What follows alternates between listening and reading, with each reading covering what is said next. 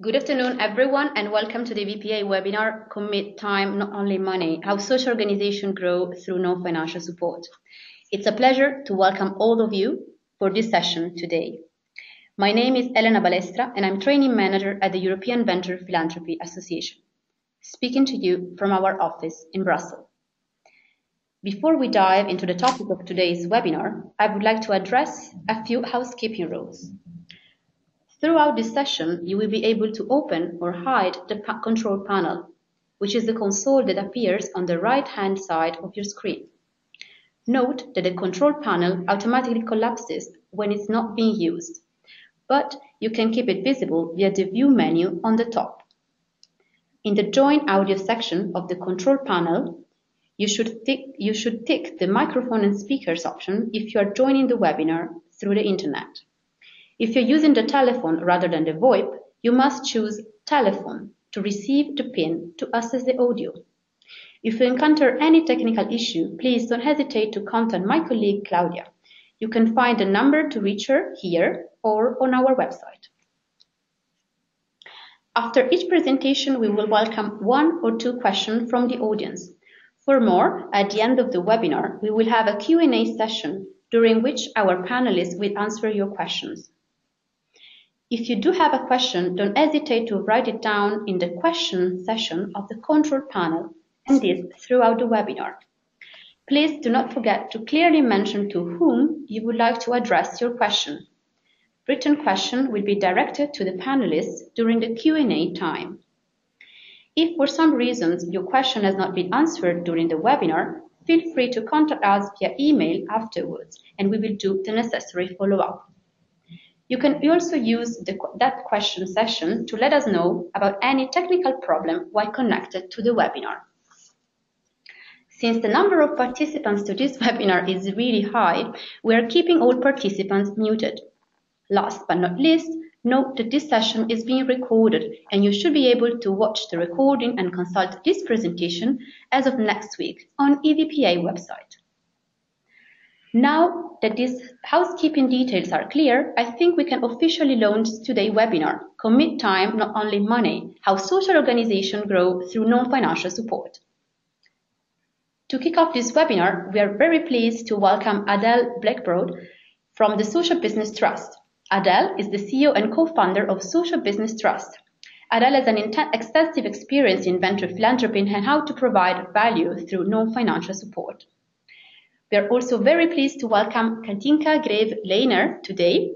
As the Executive Director of Third Social Entrepreneurs, Katinka is in a great position to give us first-hand experience on how to provide non-financial support. We are also happy to welcome John Shefford from EY Enterprise Growth Services. John leads Enterprise Growth Services, a no-profit extension of EY's consulting business, promoting small and growing businesses in low-income countries. Our last speaker and moderator of today's webinar is Priscilla Boiardi. Priscilla is Knowledge Center Director at EVPA, and she's co-authored the EVPA Research on non-financial support. Priscilla will give us a word about EVPA and the EVPA Knowledge Center. Now that these housekeeping details are clear, I leave the floor to my colleague Priscilla Boiardi, EVPA Knowledge Center Director, to introduce EVPA and EVPA Knowledge Center and give you a brief introduction of today's topic. Priscilla, the floor is yours. Thank you. Thank you, Elena. It's indeed a pleasure and, of course, an honor to be with you today. I would just want to give you a quick word about the European Venture Philanthropy Association. So, as some of you already know, EVPA is a membership organization that currently gathers around 210 members based all across Europe and investing all over the world using the venture philanthropy approach. So our community includes foundations, social investors, academics, financial institutions, and of course service providers. And being part of our community, you gain visibility as a practitioner. You can encounter peers who will help you learn and practice. You have access to cutting-edge venture philanthropy and social investment tools, research and resources. And of course, you have a voice on EU and national level. In particular, at the EVPA Knowledge Center, we lead the association's work on research and training. And what we try to do with all our work is to help practitioners become more effective in their practice of venture philanthropy. So the Knowledge Center cultivates and builds the cutting-edge sector intelligence, such as the research on non-financial support that we conducted last year and that serves as the backbone for this webinar. But we also try and enable peer-to-peer learning through our online and offline training offer. And we try and package compelling stories that help accelerate the momentum for venture philanthropy and social investment in Europe. You can find more detailed information about EVPA's work, research, training, and also more information on the venture philanthropy approach on our website, when you can download all our research reports and tools completely free of charge. So this webinar is based on EVPA's research on non-financial support. And what it aims to do is show you 3 examples of how to plan and deliver impactful non-financial support.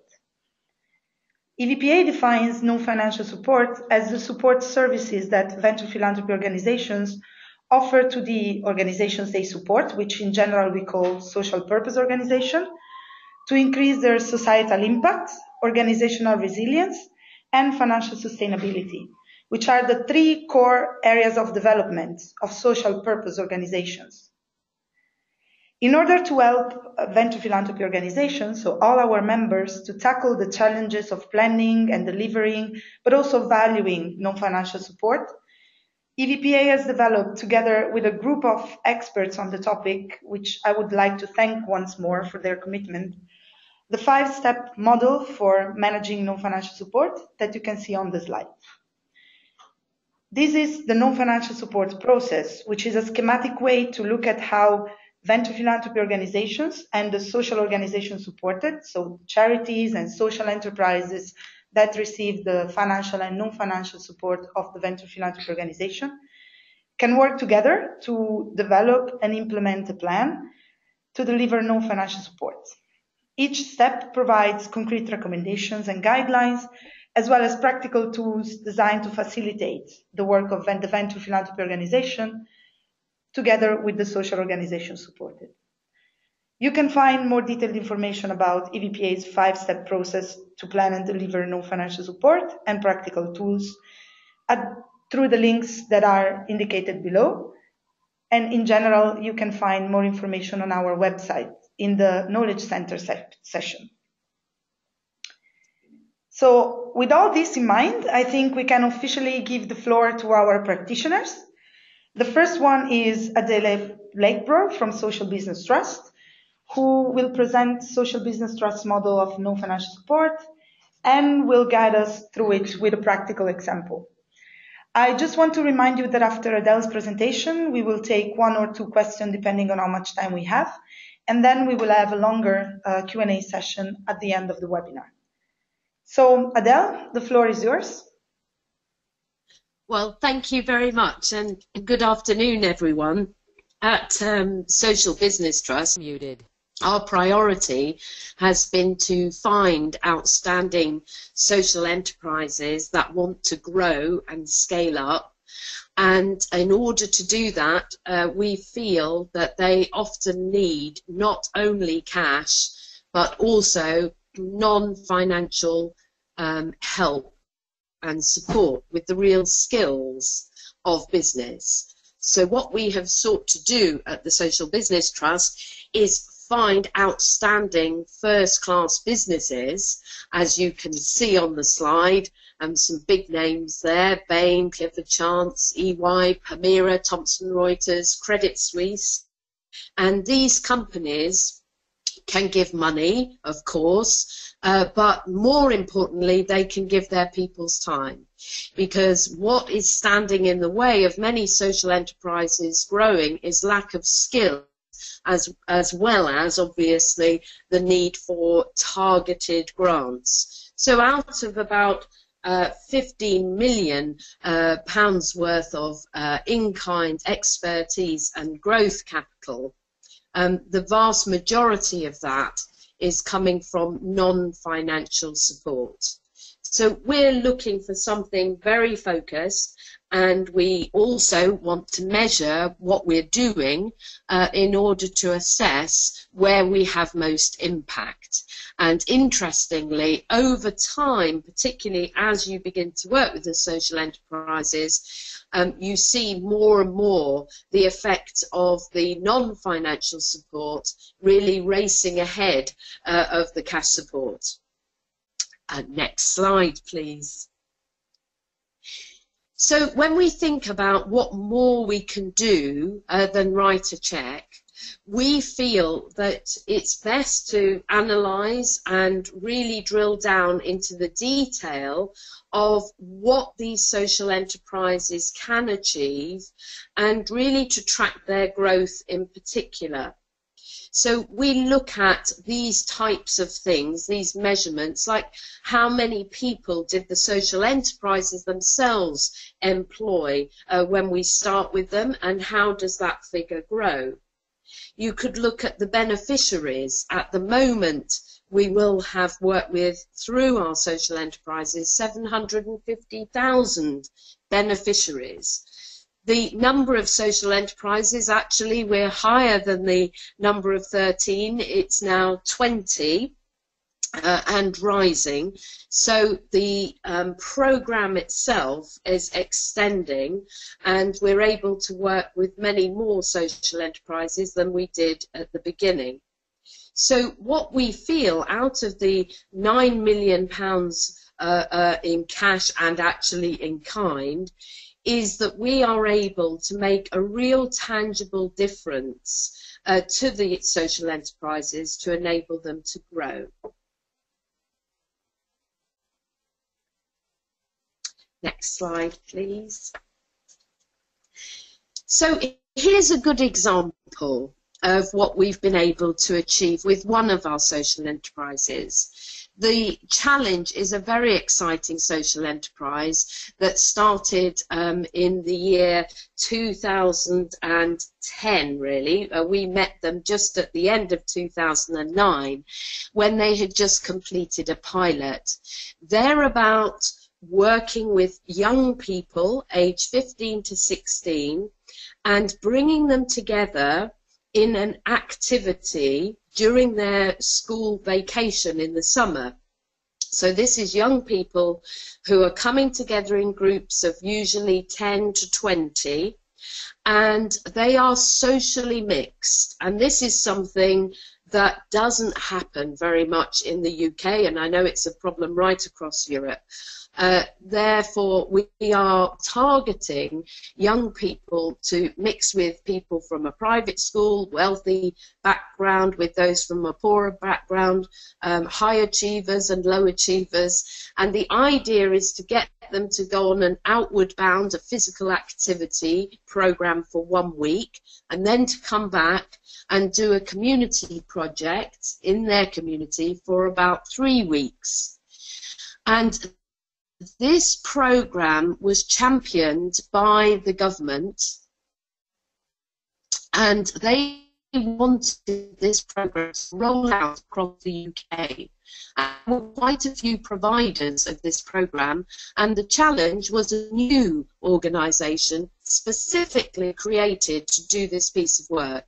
And they were really the baby of the group at that stage. We met them and thought they were a fantastic team, and that what they were trying to do was really interesting. At that time, they'd only taken 100 pupils through the program. This summer, they will take 50,000 young people through that program, and they have become the lead provider.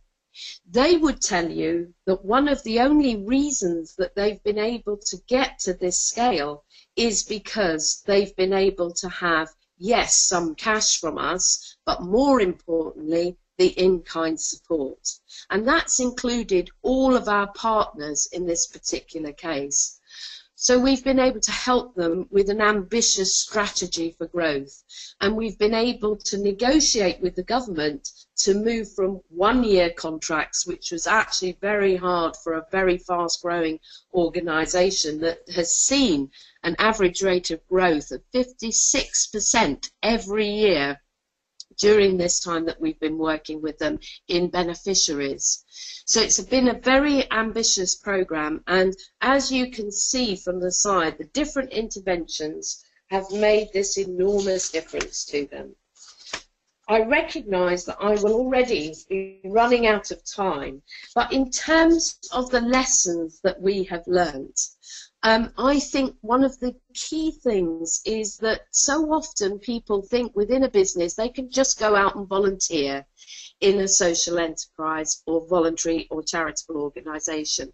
But brokering is key, so that these things are done in a timely fashion, that both the recipient and the giver understand the rules of engagement, if you like. Timing matters. Often the social enterprise is running to stand still, and the idea of being able to stop and have this engagement is a challenge. It's about setting expectations and making it all manageable, breaking down the things that they need into a wish list that you can then work through in a systematic way. It's also very important that both sides understand the pressures that the corporate is under, because various times of the year, their year may be busier at some time than another, and we have to negotiate when this support can come. And what you really want to do is really deliver a high quality experience for everyone who gets involved and measure the results.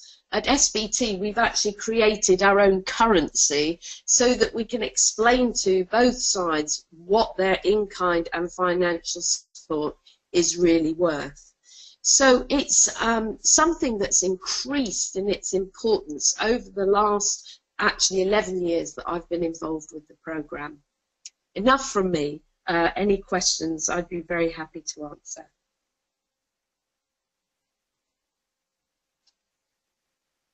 Unmuted.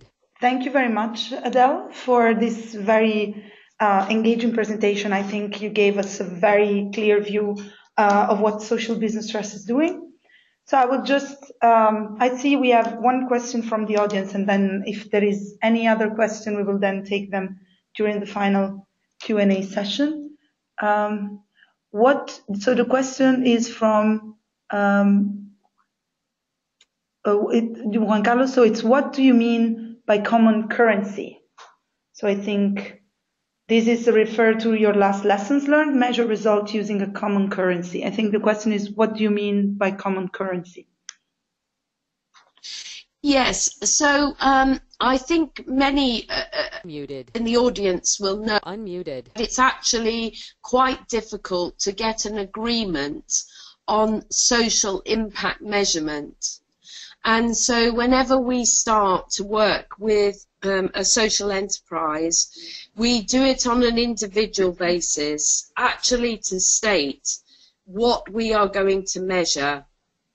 So some of those measurements be particular to the particular, the social enterprise that we're talking about. So with the challenge, obviously the example I gave, you would be looking at the number of young people who take part in the program. That's the easy bit. What beneficiary numbers, who actually takes part. But then, what's the social impact? Measuring what happens to the participants. Do they grow in confidence? What are the case studies? It's really important that both sides are clear what they're measuring and what success would look like.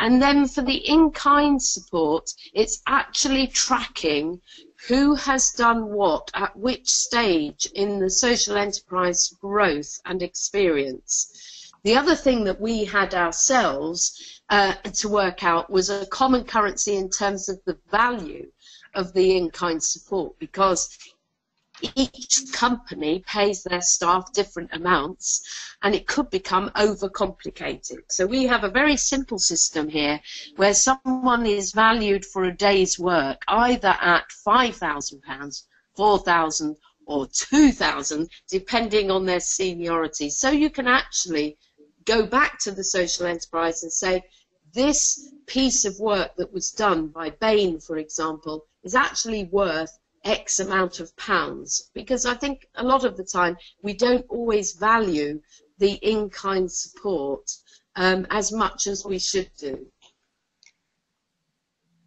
Thank you very much, Adele. I think you're making a very good point. It's very difficult to value in-kind support, and through our research on non-financial support, we try to give some guidance on how to monetize and value this support. But I would definitely agree with you that it's very difficult, and it's something that no organization has really clearly understood how to do. I would take a second question that comes from Yannick Rust.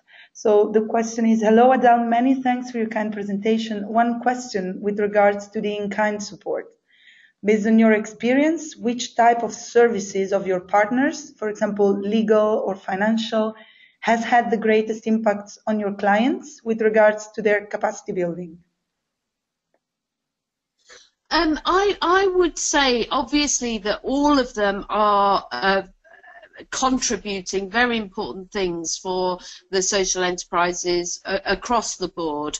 But I would say that what really sticks out is the strategic work that is very much needed and is probably the most expensive item on the list that the social enterprises can least afford. So strategic, and then legal actually is something that every single one of our social enterprises has needed support for. So strategy and legal, but then you find all the other disciplines, HR, they can be, you know, everything that you can think of, negotiating with government, all kinds of different skills can play their part. But the really strongest is strategic and legal. Thanks, Adele. I think this is indeed very much echoed also in our research, so very good points. So I think we have to move on. We are perfectly on time, and I would like to give now the floor to Katinka, who is the CEO of FIRD Social Entrepreneurs in Norway, and as such will show us how FIRD helps its investees building the capacity for impact through non-financial support.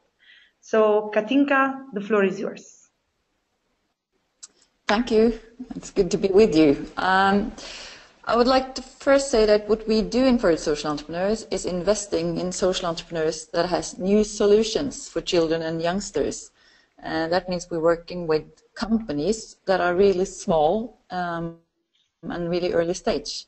That's a good background, I think, to understand what I'm talking about here. And that means when we meet them, we very often go into a one-year contract with the ones that we feel have potential, like is shown here at the map, where we are trying to prove the concept and also plan with them and test out their ideas on how to achieve the social results that they very often say they have, but haven't proven yet. And then if we still like each other, we go in for a 3-year contract, and that's kind of the main portfolio and of the companies that we're working with. So far, we're working with about 8 companies in this phase, and we have 8 companies that's in the alumni phase, which has kind of terminated the 3 years. And what we do when they're actively in the portfolio is put up milestones for them and giving them grants and loans, but also, as is the theme for today, to provide them with non-financial support. And we take a board seat. That's been important to us, and actually working with both strategies and also professionalizing both the board work, but not the least the leadership of the company very often. Next one. If you go into the non-financial support, what we say is that we have a member of the board from the FIRD system, not only social entrepreneurs, but all of the companies in the FIRD system as well. But then we have one observer from my team working with the social entrepreneurs that are kind of shadowing our board member and also working with the CEO very often directly between meetings. And we have attached some pro bono partners, and I clearly agree with Adele saying that the law support is very important, and also some communications work. And we've found more and more that also IT support is important to a lot of our entrepreneurs. Then we provide them with our support with the economical support. So that's not pro bono, but that's core business to us. So to the early stage entrepreneurs, I would say that actually getting the economy in place is kind of the most important thing. So it's in-house and some out-house in the non-financial. I was thinking this next one to share with you today one of the companies that is actually a problematic case and not kind of a showcase necessarily. The Monster Incorporated, great guys, demolishing bathrooms but building people. That's their tagline. And they actually go out there demolishing bathrooms with young people who's out of prison or other trouble and getting hired in this Monster Incorporated. And if you get the next slide, what we've learned from this work is that how to get to know them when you're in the mapping phase is quite difficult, actually. So you have to dig deep, and you have to look kind of deep through the warm heart and keep your cool brain and check out if the entrepreneur is actually able to do both those things. Because a warm heart can be quite expensive. And the next one. A lesson learned, dearly learned, is that they want to impress and please you as an entrepreneur. And the next one, we need as an investor to go deeper than their own imagining of what they are good at and not good at, to look at what they are really needs, and that's connected, of course, to the mapping. So, yes, let them impress you, but go and dig deeper. We've used the business canvas to go in there and act with them to understand their strategy and challenge them on that. And in that also actually use it kind of a mapping to see if they have the in-depth understanding of their own business idea. And I'll go back one more, not next, please. Because I was going to share with you, in the Monster Incorporated, we found that the CEO had a lot of impressive Excel sheets and seemed to have great control of the economy in the business. And we were presented with a growth case. And then after half a year, we realized that it was actually the opposite. He was overstressed, had his, what I don't know, we call it in English, he went down, you could say. So he went out of the business. He had a partner who was also in trouble. And then we started digging in the Excel sheets, and we found that it had been in trouble for some time. And that is what you do when you work with entrepreneurs. You get surprises. So just to say that you have to look deeper, and you actually have to be in place sometimes to look at their numbers and work with their economy people, for instance. And not take the word they say for granted. Next one.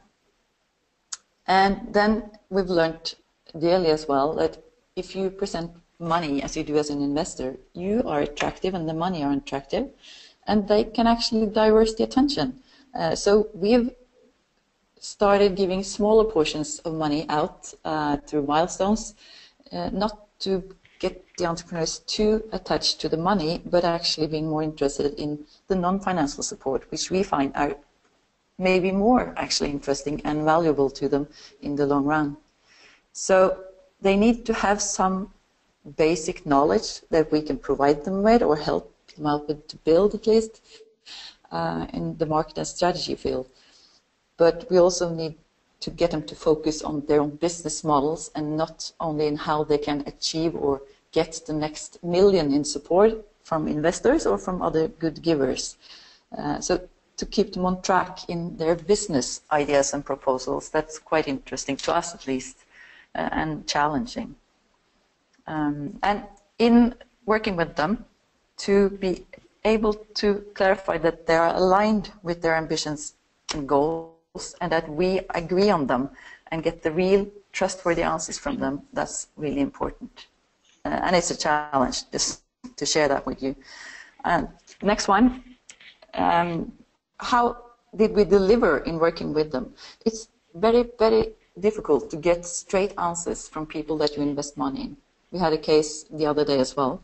So to work with ways of getting arenas where they can give you good feedback on how it's actually working, to work with you as an investor, that's something we can be much better at, and we're constantly improving. So give them time and room to actually be straightforward with you. They can be a bit narrow-minded at their task and not have the time to commit to your ideas on what is important. But that dialogue you establish with them are really, really important.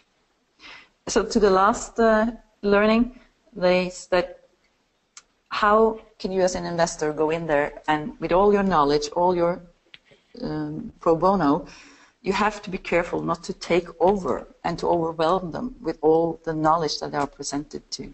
So in bits and pieces, in their speed, challenge them and get their board on board in the discussion on what is important, what's the first task, and what are we actually building here. We've done a turnaround in Monster Incorporated now, so I hope it will be a success case next year to present. But so far we've had really a deep trouble and coming out with, hopefully, now by the summer. So it's hard work, but it's really fun. And it's the non-financial that actually lifts them. Thank you. Thank you very much, Katinka. I think this was very clear, and thanks a lot for all the learnings. We're just going to take a couple of questions from the audience. So one first question is about, let me move back. It's about the first year going into the second year. So what's the percentage of the organization that go from the first year to the second year, and why those who fall out, fall out?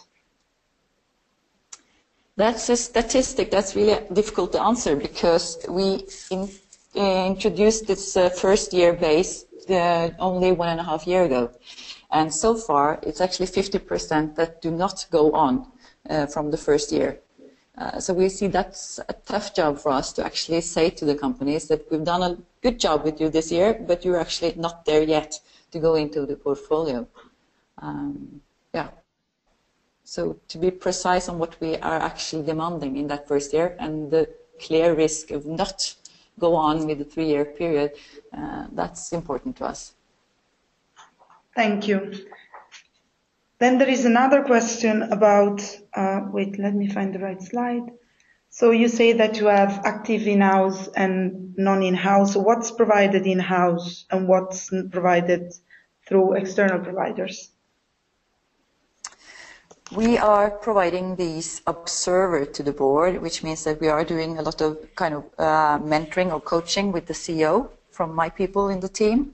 And we have hired a economical financial manager so that he's also working with the companies on how to set up their business structure. They do not have the money to buy a CFO in-house, so we're kind of dividing a CFO between them. So it's economies and you could say strategic leadership with in-house, and the rest we try to get from outside. Thank you. So I think we can move to the next presentation. So I'm very happy to welcome John Shepherd from EY's Enterprise Growth Service. John will give us a slightly different perspective as he leads the team at EY that delivers low bono consulting services to social enterprises. So, John, the floor is yours. That's great, thank you, and thanks very much today for the opportunity to talk to everyone today. So, what I'm going to do is just briefly summarise how our programme works, and then I'm going to talk about a couple of examples of the work we've done, and I'll talk about, I think, some of the headline lessons that we've learned across 40-odd projects now in terms of how to make non-financial support work for the small businesses that we work with. But let me start with who I am and what we do. So I work for EY, or Ernst & Young, which, as many of you will know, is a very large global professional services firm. almost all of our clients globally are large organisations. We work with the Fortune 1000, we work with governments, we work with market leaders in 150 countries. And our business model basically is high cost, high fee, high profit consulting work. I have the great privilege of running the part of our organisation that does low cost, low fee, non-profit work. So we are a low bono rather than pro bono, low bono extension of EY's consulting business. We charge about 10% of our normal rates.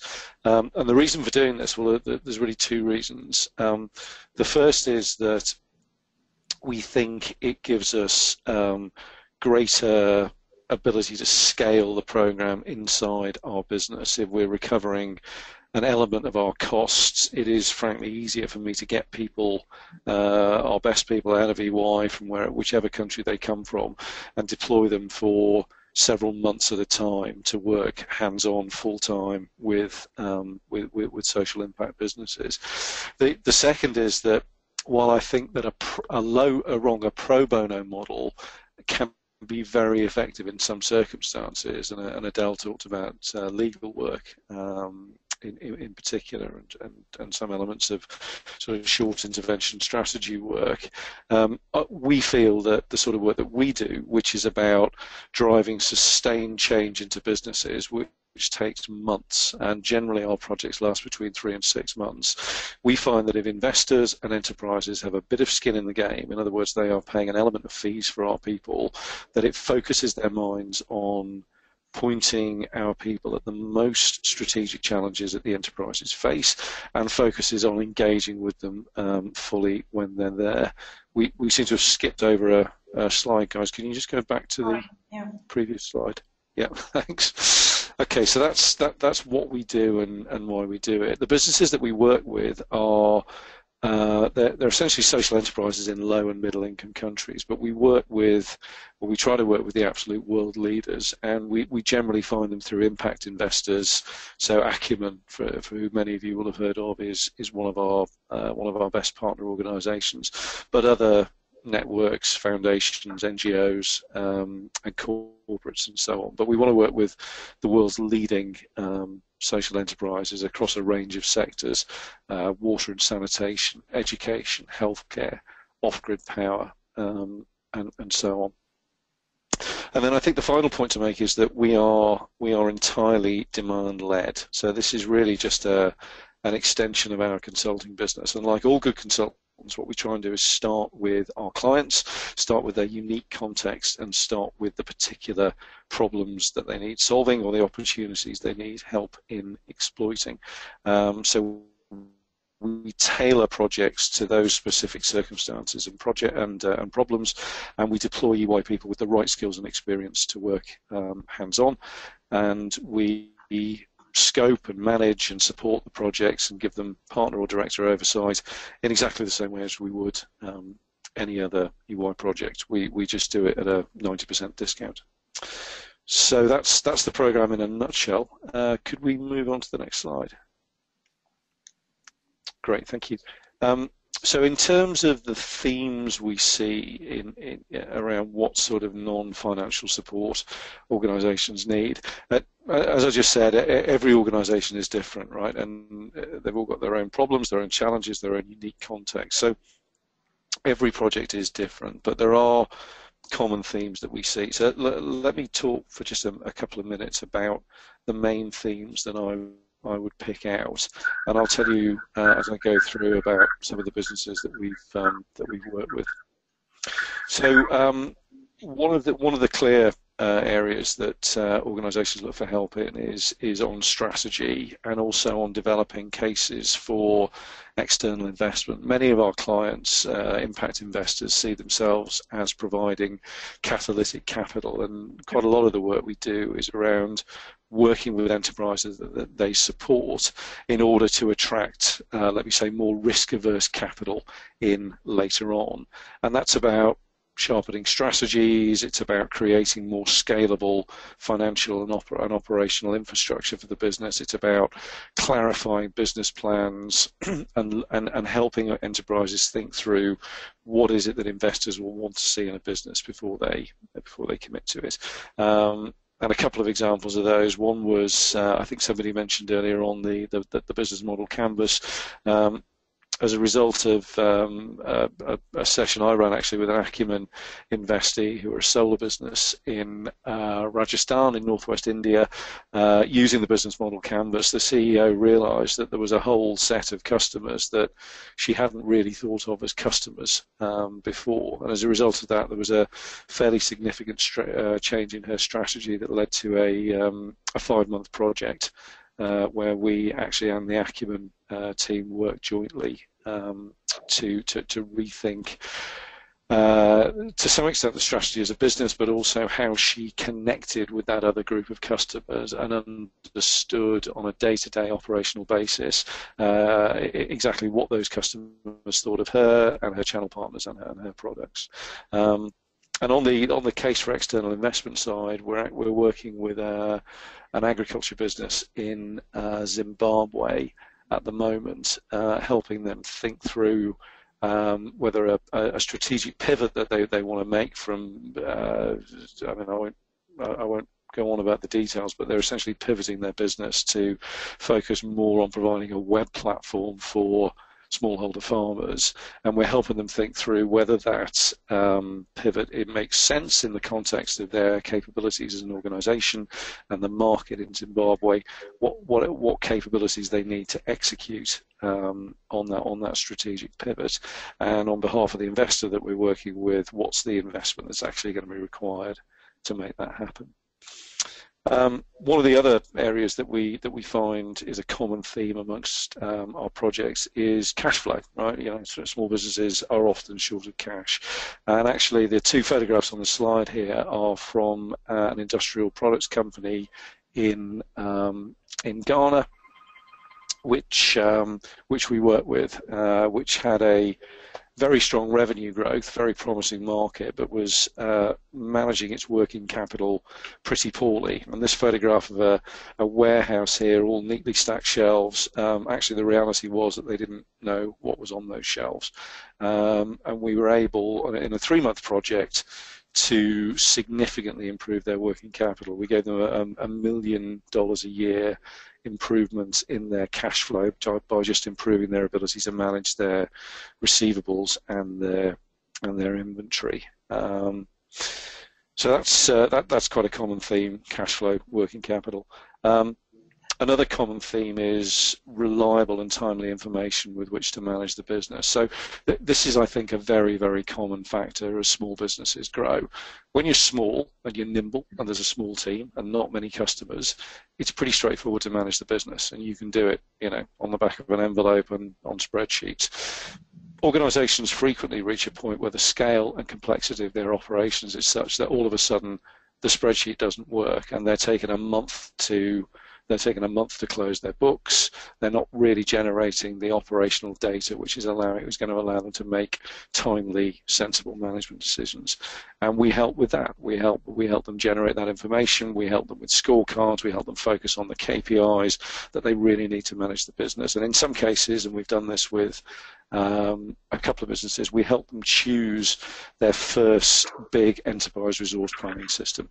So we're doing that with a company called Eden Tree, who are an agricultural business in Ghana at the moment, who are backed by INP, who I think are an EVPA member.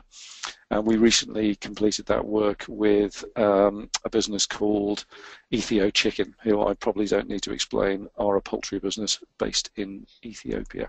So there's a lot around data and management information and IT as well.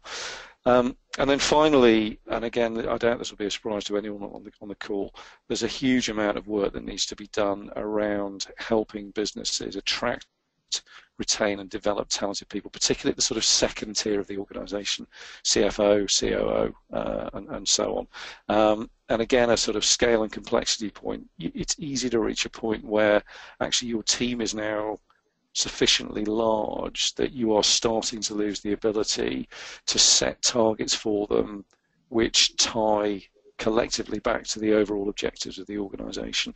And we just finished about 6 months ago a really interesting piece of work with a business called Solar Now, who are an acumen investee in West Africa. They do solar home systems, and what they were finding is that many of their sales staff were performing very well.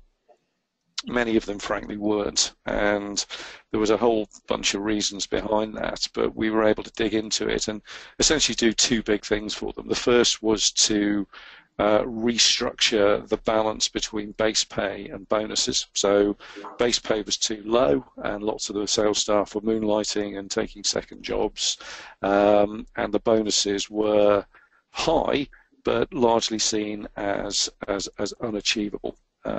Because they were high 6-monthly bonuses with very high benchmarks that you had to hit to reach them. So we helped Solar Now rethink the balance between base pay and bonus pay. We only finished 6 months ago. It is too early to declare victory on that project, but it seems to be that it's having a big impact on their ability to retain staff and for those staff to perform. And we also help them think through the basic performance management system that they now have in place that sets objectives, ties those objectives to the overall objectives of the business, and measures performance in a fair, equitable, and transparent way for their workforce of several hundred people. So those are the common themes that I'd pick out. I could do several more, but those seem to be the big ones that sprang to mind. Guys, can we have the next slide, please? Thanks. In terms of lessons learned, I mean, you know, it's really where do you start? I've learned so much since we set this program up 3 or 4 years ago. But again, just to pull out a handful in the interests of time, I've touched on this one already. We feel that for the sort of support that we are providing, which is prolonged, hands-on, full-time support, working with management teams intensely every day, typically over several months. We feel that making sure that the enterprise has some skin in the game is really important. Now, our fees are pretty low. In many cases, enterprises pay the fees themselves. In other cases, we have a sort of 50-50 arrangement where impact investors pay 50% of the fees, sometimes using TA funds from donors, and enterprises pay the other 50%. But my kind of encouragement to anyone who's providing non-financial support is that if it's going to be prolonged and strategic for the organisation, then making sure that they're making at least some contribution to the cost of that will focus their mind on using that support as effectively as possible. Next point, expect limited data and overstretched management teams, and you know, we find this all the time. There's you know, there are small management teams. There's insufficient data. Everybody's too busy. Everybody's got a million things to do. The CEO is fighting fires every day. So we try and be very, very focused and very structured, and start, you know, months, 6 weeks before the project, gathering data that we need. And we continually work in an environment where, you know, there is not enough information, or not as much information as we would like, and we expect that, and we compensate for it as we go through the project. And one of the ways that we compensate is by managing projects flexibly. So I learned the hard way early on in the program that the way in which we do consulting in EY for big multinational companies simply does not translate to small businesses in emerging markets, and I suspect small businesses anywhere. So starting off a project with a 100-row work plan that details, you know, exactly what you're going to be doing on Monday morning in 9 weeks' time just doesn't work with small businesses. What you have to do is set a very clear primary objective, and that may well be reduce working capital in order to improve cash flow. It may be develop an HR strategy that will motivate and reward staff appropriately, or it could be generate or give the business the ability to generate, assess, and act on management information. So something broad, but at the same time specific, that focuses us and focuses the client on exactly what we're doing. And what we then do is we manage to that objective. And I often use the analogy of a of a yacht. So you have a destination that you're heading for, but you're making constant adjustments to the sails and the rudders as you go along. And we manage that through what we call agile project management, working very closely with clients and investors, usually on a weekly basis, to say this is what we found, this is what we think we ought to do next, and we're always tacking towards that primary objective. And then the last point is, and again I think this is particularly relevant to the type of work that we are doing, we want to help businesses make big changes and overcome strategic barriers to growth. And very often that involves getting people to work differently. So even on quite mundane things like measuring operational and financial data or managing stock and receivables better, there are significant behavioural and change management aspects to almost anything that you want to do that is, a significant change to the way a business operates. Because businesses, in many ways are just collections of people, right? And what we find is that takes time, and we find that most of our projects take a minimum of 3 months for us to really work with the business and bake into the way they operate day to day changes that are actually going to stick. So I would probably draw that out as the last big lesson. Okay, well I've probably talked enough. I'm delighted to take any questions. Thank you very much, John. I think it was very interesting to see how EY uses its expertise to support these different social purpose organizations. So thanks again, very enlightening. Since we have only a few minutes left, I think you can type your questions for all the speakers. We will give, of course, priority to any questions that you have for John Shepherd from EY Enterprise Growth Services, and then we'll just move to take 1 or 2 more questions for the rest of the panelists. Okay, I see there is a question for John about, so it's to John, have you looked at the impact of your work on EY personnel? Yeah, interesting question. So we have a couple of different reasons for running the program. The primary one, honestly, is social impact. We do it because we can, and it's a way of extending our business to help businesses that create colossal social value at the base of the pyramid. But our other reason for doing it is to improve our brand as an employer. We employ a lot of restless millennials, about 20% of whom leave us every year, which is pretty standard for a professional services business. And every time they leave us, frankly, it costs a fortune in terms of productivity gaps and replacement costs and retraining costs and so on. So anything we can do to give our people a warmer glow about their employer is clearly makes good commercial sense. In terms of understanding the impact on EY people, what I can say is that I'm pretty confident I'm right in saying this, with no exceptions, everybody who's come back from one of our projects, and we've run about 40 now, has said this is the best thing that I've ever done in EY, and many of them say this is the best thing I've ever done in my career, in terms of not just the pride they feel in terms of the work they're doing, in terms not just of the satisfaction they get from the tangible impact of seeing their work and the results of their work in a way that maybe they don't often get if they're a small cog in a big consulting project for a big blue chip company, but also in terms of the personal development they get. So these, we only send people who've got the right skills and experience to do the work, but they are operating in different cultures, they're operating at board and CEO level. In many cases, their brief is quite broad across the whole organisation, and the experience they get is absolutely terrific. Not all of them stay. Yeah, sorry, go on.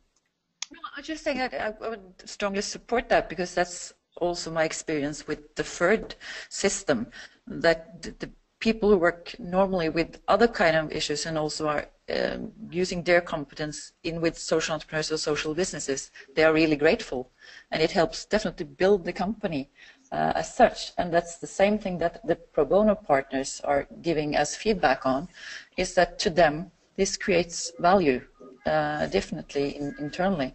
So we have actually more companies wanting to become pro bono partners than we are willing to accept. This is interesting. Good problem to have. Yeah, exactly. But also it's actually kind of a serious problem, because if you're taking on pro bono partners, I would say that you need to do really a competence check, because you don't want to give them access to your entrepreneurs and then given bad pro bono work, which there is a lot of. So like what you're presenting, John, the company that goes in with pro bono really needs to have this in their hearts to deliver their best. And we've seen a lot of the opposite. Yeah, and I think that's one of the advantages of the low bono model, because we have contracts and statements of work and fees. I mean, they're very low fees, but they are fees nonetheless, and that brings a commerciality to the arrangement, which I think pro bono often lacks, and it feels like a client consultant relationship as it would in our mainstream business. And if our clients aren't happy, and that does happen from time to time, then believe me, they are pretty quick at letting us know about it, which means that we can fix it pretty quickly. Exactly. I think on that point, John, totally agree with that. It is a question of the broker, whoever the broker is, being available and approachable if things haven't worked out, because often the social enterprise, like Katinka was saying, they don't want to appear ungrateful, or they don't approve of what has been done. But it is really important to measure the effect and the impact of what has been done, and to give that feedback both to the businesses who get involved, to the individuals, and to the social enterprises. And I think all three of us are trying to make sure that people see this as a contractual relationship. It's got to be a very high quality. Thank you to the three of you. I'll just go to a next question, perhaps. I think maybe we can start with Adele, and then Katinka, and then John, whoever wants to answer. Do you establish a different set of non-financial support depending on the stage of maturity of the social purpose organization? And if so, what would be the right mix versus maturity stage? Did you want me to go first? Yes. Whoever wants to take this, I think it's fine if you go first. Yes, so we do find that you have to tailor-make the in-kind support, the non-financial support, to the stage of development of each organisation. So, for example, to have a 4-person full-time Bain team come into your organisation, if you're very small and only have 3 members of staff, would be very difficult. So we actually have decided that, generally speaking, they would have to be of a certain size and scale to be able to take on the non-financial support. And then you have to make sure that this the things that are on offer are almost, they're developing as the relationship with us and the corporate is developing with the social enterprise, so they can take on more as they scale up. And I think that is vitally important. So you don't want, as we would sometimes say, Chammer, to crack a nut. Great. I can add to that. Yes, that sure. To us, it's not interesting to go into an investment without the non-financial support. So all of them would get some elements of non-financial support, like the board membership and then the competence and the contacts.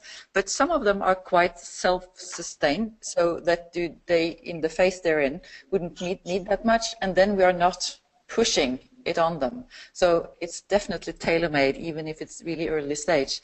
But the entrepreneurs are very different with the competences that they bring to the table. So then we will have to see, is it economy that's your kind of not exactly sweet spot? What are you terrified about doing in this business world? And simply try to build them as good as we can in becoming more professional leaders of their company. John, is there anything you would like to add to that? No, not on this one, no. I think the other two guys have covered it very well. But I actually have a question for you coming from Sylvain from Admical. So she's asking, could you please give us concrete examples of adjustments you're ready to do? Because the expression you used, you talked about consistent adjustment with the entrepreneur. And she found it not so clear. So she wanted to know if you could give a little bit of an explanation to that. I'm confused by that as well. So I don't remember using the word adjustment. Sorry. So I'm not sure what the question is. No worries. Maybe we will just take this offline. Also because I think we are coming to an end of our time. So I would just like to thank you very much, and I would just give the words to my colleague Elena Balestra for some final comments. Thank you, Priscilla, and thank you all very much for this interesting debate. And please do not hesitate to contact us if you would have any further question or you would like to engage more with the EVPA Knowledge Center. Before closing this webinar, I would like to thank EVPA sponsor, the B&W Foundation and the Omidyar Network, as well as the European Commission. One last announcement, our annual conference 2016 is now open for registration. This year we'll meet in Paris on the 3rd and 4th of November, so don't lose the opportunity to join us. And at the end of the webinar, a very short survey will pop up on your screen. As your feedback is very valuable to improve what we do, we would greatly appreciate if you could take 2 minutes to fill in the survey. Last but not least, the recording and presentation of today's webinar will be made available on our website in the course of next week.